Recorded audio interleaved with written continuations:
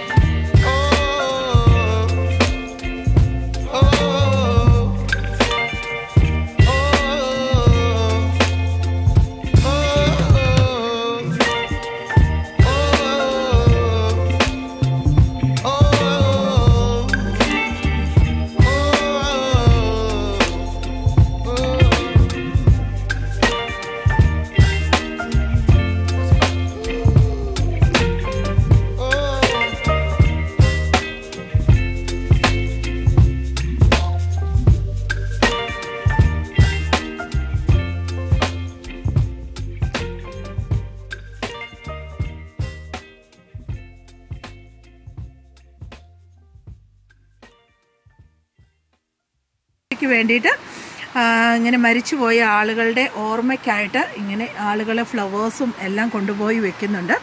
അപ്പം ഇതെന്താണ് ആ മരിച്ചുപോയ ആളുടെ പേരായിരിക്കും അല്ലേ? And there's a quoting, be kind, be you, you are enough. Daniel Craig. ഇത് നമ്മളിപ്പം പല പാർക്കുകളിലും ഇങ്ങനെ കണ്ടിട്ടുണ്ട് അല്ലേ?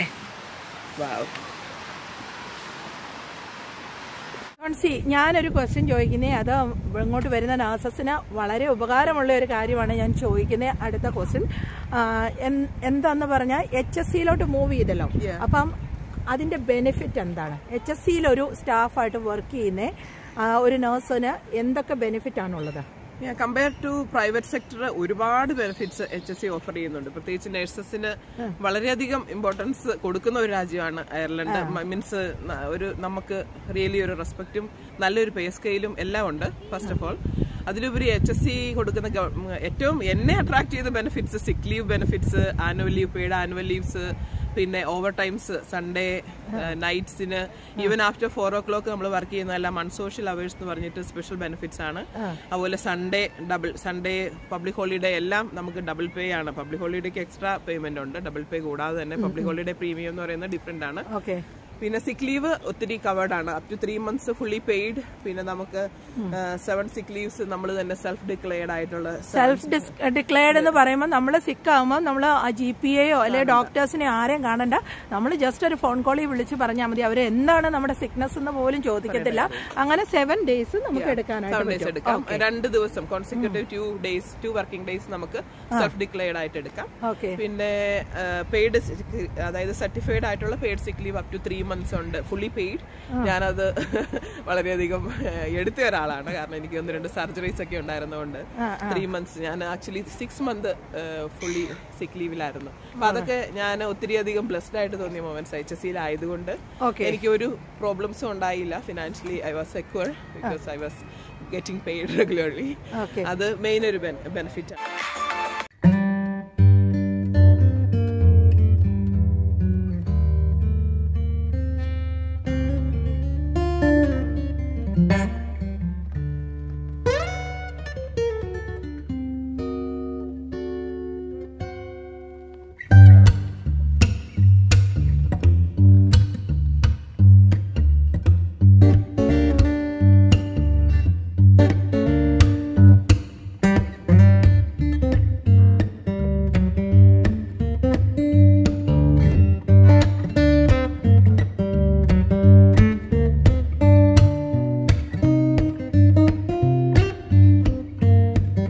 ചോദിക്കാനുണ്ട്. കാരണം ഇവിടെ വന്നു കഴിയുമ്പോഴത്തേക്കും enhanced nurse, senior enhanced nurse എന്നൊക്കെ പറഞ്ഞ കാറ്റഗറി ഉണ്ടല്ലോ HSCയിൽ.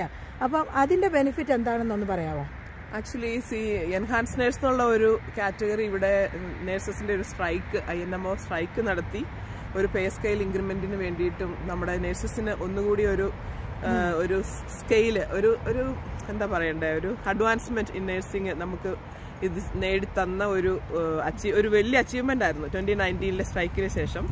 അത് 5 to 13 years experience, more than 5 years experience ഉള്ളവർക്ക് എൻഹാൻസ് നഴ്സിന്റെ കുറച്ച് ഇൻക്രിമെന്റ് മണി കൊടുത്തു. അപ്പം സീനിയറിന് അതുപോലെ തന്നെ അന്നത്തെ സ്ട്രൈക്കിലെ ഒരു വലിയൊരു അച്ചീവ്മെന്റ് ആയിരുന്നു. 20 years ആയിരുന്നു സീനിയർ നേഴ്സ് എന്നുള്ളത്. അതായത് സ്റ്റാഫ് നഴ്സിന്റെ ഏറ്റവും ഹയസ്റ്റ് പേ സ്കെയിൽ എന്ന് പറയുന്ന ആ ഒരു പോസ്റ്റാണ് സീനിയർ സ്റ്റാഫ് നഴ്സ്. അപ്പൊ ആ ഒരു കാറ്റഗറിയിലുള്ളവർക്ക് സീനിയർ എൻഹാൻസ് സ്റ്റാഫ് നഴ്സ് എന്ന് പറഞ്ഞിട്ട് ഉള്ള ഒരു സ്കെയിലിലേക്ക് ഉയരുകയും അതനുസരിച്ച് നല്ലൊരു ഡിഫറൻസ് പേ സ്കെയിലിൽ ഇയർലി നല്ല I think more than 4,000 euro something yearly, അങ്ങനെ നല്ലൊരു ഇൻക്രിമെന്റ് വന്നു. അപ്പൊ അതനുസരിച്ച് നമ്മുടെ ആനുവൽ ബേസിക് പേ കൂടി. അതനുസരിച്ച് എല്ലാ രീതിയിലും, അതായത് നമുക്ക് ഓവർ ടൈം കിട്ടുമ്പോൾ അതനുസരിച്ച് ആ ഒരു പെർസെന്റേജ് അനുസരിച്ച് നമുക്ക് എല്ലാ ഇൻക്രിമെന്റും കിട്ടുന്ന ഒരു ഇതായിരുന്നു. അപ്പോൾ ഇങ്ങോട്ട് വരാനിരിക്കുന്ന ആളുകള് അപ്പം നിങ്ങളുടെ എക്സ്പീരിയൻസ് എന്ത് തന്നെയായിരുന്നാലും അയർലൻഡിൽ വന്നിട്ടുള്ള എക്സ്പീരിയൻസ് നിങ്ങൾ വിചാരിക്കേണ്ട കാര്യമില്ല. നിങ്ങൾ നാട്ടിലാണെങ്കിൽ നിങ്ങൾക്കുള്ള എക്സ്പീരിയൻസ് വെച്ച് ഇവിടെ HSCയിൽ ജോയിൻ ചെയ്ത 5 years മേലെയുള്ളവർക്ക് എൻഹാൻസ്ഡ് സ്റ്റാഫ് നഴ്സിന്റെ ഇൻക്രിമെന്റും പിന്നെ മോർ ദാൻ 17 years ഉള്ളവർക്ക് സീനിയർ എൻഹാൻസ് നഴ്സിന്റെയും ആ ഒരു ബെനിഫിറ്റ് കിട്ടുന്നതാണ്. ലോകത്ത് എവിടെ ജോലി ചെയ്താലും നമുക്ക് നമ്മുടെ എക്സ്പീരിയൻസ് സർട്ടിഫിക്കറ്റ് ഉണ്ടെങ്കിൽ അത് ക്ലെയിം ചെയ്യാം, നമുക്ക് അത് അപ്ലൈ ചെയ്യാം. ഈ ഒരു കാര്യമാണ് എനിക്ക് UK നിന്ന് അയർലൻഡിനോട് കൂടുതൽ ഇഷ്ടം. കാരണം ഞാൻ എപ്പോഴും നഴ്സസിനെ എൻകറേജ് ചെയ്യുന്ന അയർലൻഡിലേക്ക് വരാനാണ് എൻകറേജ് ചെയ്യുന്നത്. കാരണം UK നഴ്സിംഗ് എന്ന് പറഞ്ഞു കഴിഞ്ഞാൽ നഴ്സസിന് റിയലി സാലറി കുറവാണ്. അതുപോലെ തന്നെ ഇതുപോലെ ഓരോ ബെനിഫിറ്റും ഇല്ല എന്നുള്ളത് തന്നെയാണ് നമ്മുടെ ഫ്രണ്ട്സിൽ നിന്ന് അറിയാനായിട്ട് പറ്റിയത്.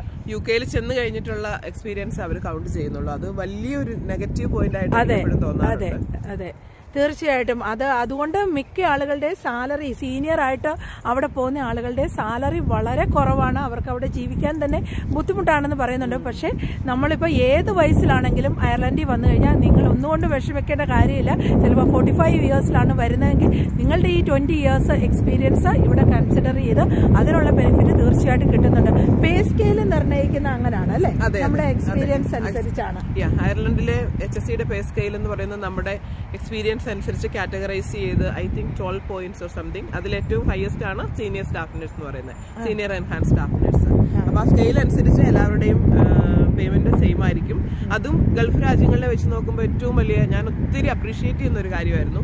നാഷണാലിറ്റിയുടെ ബേസിലോ അങ്ങനെയുള്ള കാര്യങ്ങളിലൊന്നും ഇവിടെ ഒരു ഡിസ്ക്രിമിനേഷനും ഇല്ല. ഈ രാജ്യത്തെ ആളുകൾക്ക് കിട്ടുന്ന അതേ സാലറി നമ്മൾ ജോലി ചെയ്യുമ്പോൾ നമുക്കും കിട്ടുന്നു. അത് ഒത്തിരി ഒരു സന്തോഷം. തീർച്ചയായിട്ടും, അത് തീർച്ചയായിട്ടും.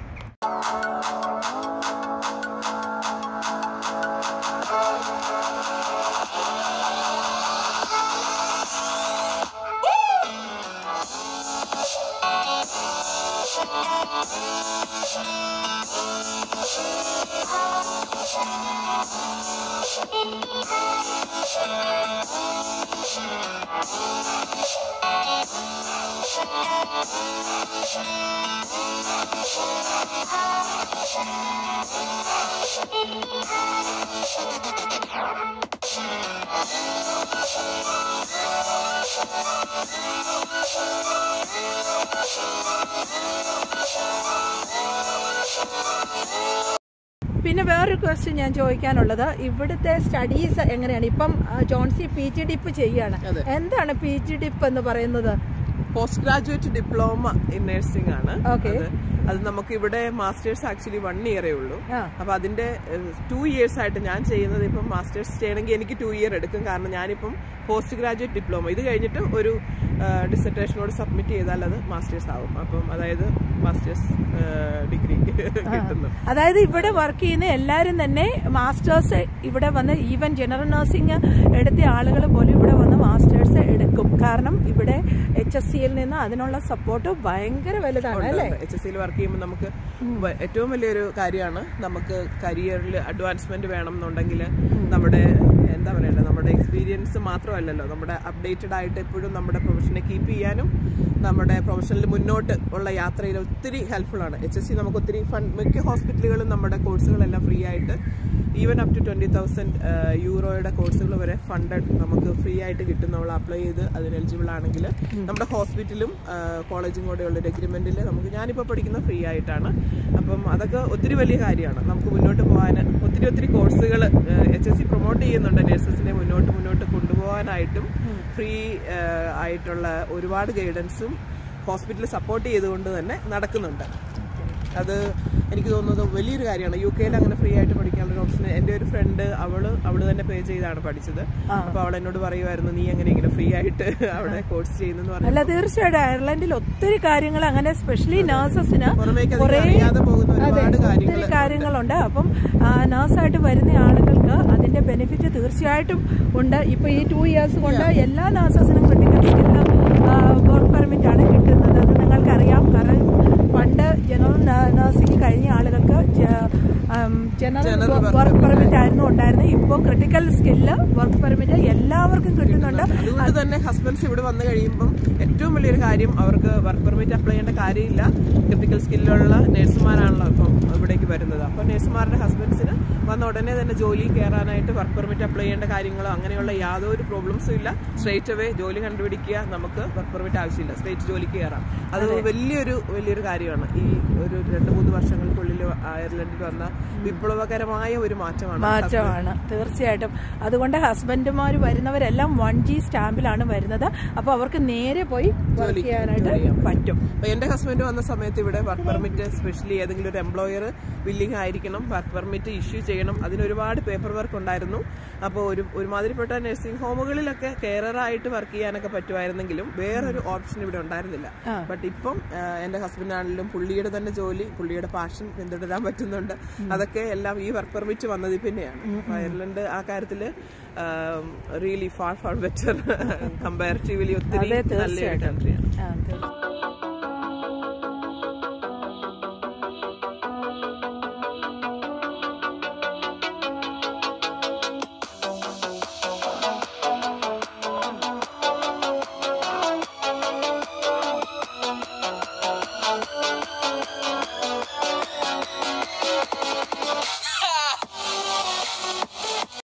അപ്പോൾ ഞങ്ങളുടെ ഇന്നത്തെ ഡേ ഔട്ട് കഴിഞ്ഞിരിക്കുകയാണ്. അപ്പോൾ ഞങ്ങൾ എല്ലാവരും കൂടെ പെരിയോസിലോട്ട് പോവുകയാണ്. പെരിയോസ് എന്ന് പറയുന്നത് എന്താണ്? റെസ്റ്റോറന്റ്, അടിപൊളി ഫുഡ്. അതെ, അപ്പൊ നമുക്ക് അവിടെ പെരിയോസും കാണാം നമുക്ക് പോകുന്ന വഴിക്ക്.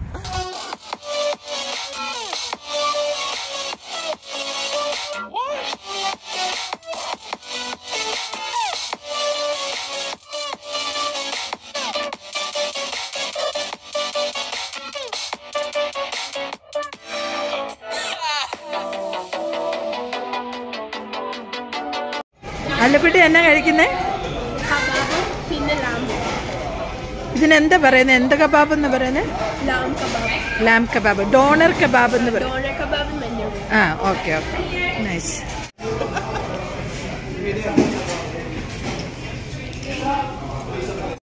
ഞങ്ങൾ പെരിയോസിലെ ഫുഡെല്ലാം കഴിച്ചിട്ടിരിക്കുകയാണ്. ജോസി എങ്ങനെ ഉണ്ടായിരുന്നു ഫുഡ്? അടിപൊളി. അല്ലക്കുട്ടി എങ്ങനെ ഉണ്ടായിരുന്നു? അടിപൊളി ആണോ? അപ്പം നമ്മുടെ ലല്ലപ്പനോട് ചോദിക്കാം. ലല്ലപ്പ എങ്ങനെ ഉണ്ടായിരുന്നു? കിട്ടാണോ? എന്നാ കഴിച്ചു ലല്ലപ്പൻ? അപ്പോൾ നിങ്ങൾക്ക് എൻ്റെ വീഡിയോ ഇഷ്ടപ്പെട്ടെങ്കിൽ ദയവായി ലൈക്ക് ചെയ്യാനും ഷെയർ ചെയ്യാനും സബ്സ്ക്രൈബ് ചെയ്യാനും മറക്കരുത്. ഡെഫിനറ്റ്ലി എനിക്കറിയാം നിങ്ങൾ ഈ വീഡിയോ എൻജോയ് ചെയ്തതെന്ന്. അങ്ങനെ ജോൺസിയുടെ നഴ്സിംഗ് എക്സ്പീരിയൻസ് എല്ലാം നിങ്ങൾ കേട്ടല്ലോ. അപ്പോൾ നിങ്ങൾക്ക് ഇനിയും ഡൗട്ട് ഉണ്ടെങ്കിൽ തീർച്ചയായിട്ടും മെസ്സേജിലൂടെ അറിയിക്കുക. ജോൺസി നിങ്ങൾക്ക് മറുപടി തരുന്നതായിരിക്കും. Thank you so much for watching my video. Thank you. എല്ലാവരും കഴിച്ചു കഴിഞ്ഞതിൻ്റെ അവശിഷ്ടമാണ് ഈ കാണുന്നത്.